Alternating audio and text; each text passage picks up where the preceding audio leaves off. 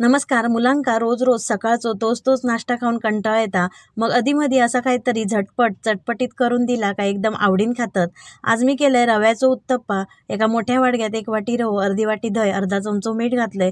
पाण्याचो अंदाज चुकता नये म्हणून थोडा थोडा करून 2 वाटी पाणी घालून व्यवस्थित मिक्स करून रवो भिजत ठेवलंय.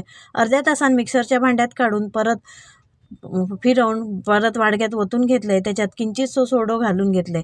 तुम्ही मिक्सराक लावच्या आधी सुद्धा सोडो घालू शकतास. सोडो घातल्यावर व्यवस्थित ढवळून घेतलंय. भिडा गरम झाल्यावर तेल लावून त्याच्यावर उत्तप्प्याचा पीठ घातलंय. झाकण ठेवून मिनिटभरान झाकण काढून घेतलंय.